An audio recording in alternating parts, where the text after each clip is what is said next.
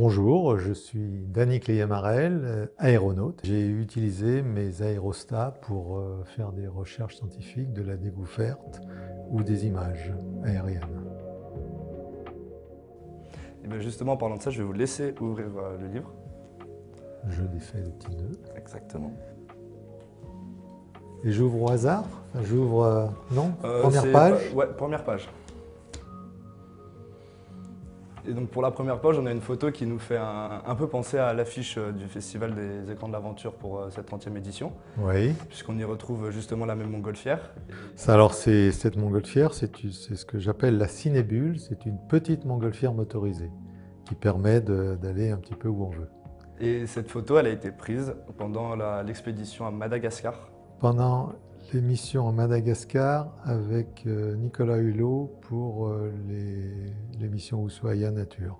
Donc à la vue de cette photo, est-ce que ça vous rappelle certains souvenirs, en fait, certaines émotions, certaines anecdotes de tournage, peut-être des difficultés que vous avez eues, des rencontres que vous avez faites? Oui, alors déjà c'est un endroit absolument magnifique. C'est ce tournage-là avec Nicolas Hulot qui a donné envie à Évrard de retourner dans cet endroit. Donc on y est retourné quelques années plus tard, exactement au même endroit. C'est vraiment un endroit fantastique. C'est, comment vous expliquer, on dirait presque comme un cerveau, avec c'est très encaissé, très très profond, et il y a une forêt, il y a de la végétation, il y a de la faune, la flore magnifique, au fond de tous ces petits canyons. Oui, c'est un endroit fantastique et j'ai pu faire des vols extraordinaires à cet endroit-là. Donc en termes du coup de grands paysages aussi, on va changer un petit peu de décor. Du coup, je vais vous laisser passer à la photo d'après. Ah oui, ça c'est autre chose. Mais où est-ce que vous avez trouvé tout ça? Donc ça, c'était un film qui s'appelait African Safari 3D, où on est parti une partie de Namibie. On est allé au Botswana, en Zambie, en Tanzanie, tout ça en faisant des vols un petit peu de partout le long de cet itinéraire. Très très bon souvenir aussi parce que la Namibie, c'est un endroit où les dunes de sable tombent dans l'eau, dans la mer, et c'est fabuleux, quoi. C'est des endroits magiques. En plus, on a traversé plein d'endroits où il y avait beaucoup d'animaux.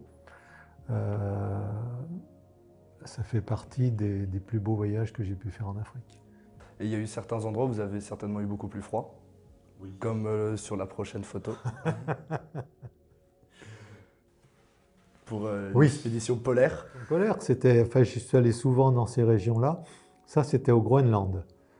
Groenland, c'était la baie d'Ilulissat, où se déverse un des plus grands glaciers du monde. Voilà, donc j'ai eu la chance de pouvoir, je suis allé 5 fois ici, dans cet endroit-là, de pouvoir voler sur les icebergs. Et les icebergs, c'est très très curieux parce que tout est en mouvement. L'iceberg, il avance. Tous les petits morceaux de glace qui sont là avancent aussi, mais peut-être des fois dans des courants différents. Et quand vous volez très proche de tous ces trucs qui flottent là, on ne sait plus si on avance, si on recule, on ne sait plus du tout où on en est. C'est très déroutant. Mais c'est des endroits qui sont superbes. On s'est posé sur les icebergs. On a fait, bon, ça aussi, c'est un monde très différent du sable, mais c'est très très beau aussi. Est-ce que sur les différentes fois où vous êtes venu, vous avez pu constater un changement, le dérèglement climatique? Tout de suite, oui. La première fois que j'y suis allé, entre la première fois où je suis allé à Ilulissat et la dernière fois, ça, je pense 15 ans à peu près, et j'ai vu reculer ce glacier-là. Ça, c'est pas le glacier, c'est pas le front du glacier, c'est un iceberg qui dérive, mais de 40 km, ce qui est immense. Bon, il faut dire qu'il est très très très long, mais voilà. Et avec beaucoup plus de glace qui flotte qu'avant, où la glace était plus figée. J'y suis pratiquement toujours allé à la même époque. Donc je pouvais comparer. Ça permet aussi de prendre conscience, je pense que le voir directement en fait, de ses propres yeux, ça permet de prendre conscience d'une certaine crise écologique et du réchauffement climatique. Ouais. C'est valable aussi dans les pays extrêmes, c'est-à-dire les déserts, où on voit d'énormes différences aussi. Ouais. Ouais. Et donc je vais vous laisser passer à la dernière photo. Ah, j'ai hâte de découvrir la dernière. Qui cette fois sera une photo de vous. Ah oui. Alors elle est curieuse cette photo, c'est à l'intérieur de la bulle des cygnes. C'est à l'intérieur de cet appareil.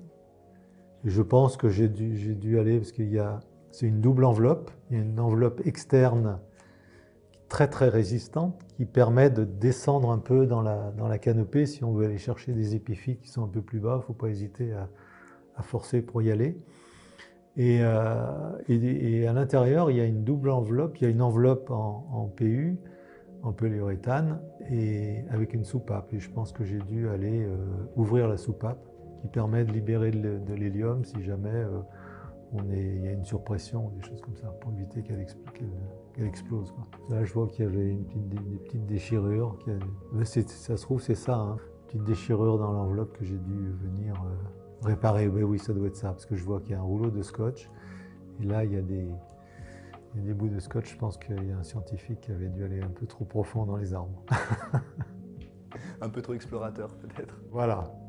Eh bien, merci beaucoup pour tout ça. Ah ben de rien, ça a été un petit voyage rapide, du chaud au froid, aux forêts. Enfin, voilà. En espérant que ça vous ait remémoré certaines Oui, choses. oui, oui, oui, oui, tout à fait. C'est sympa.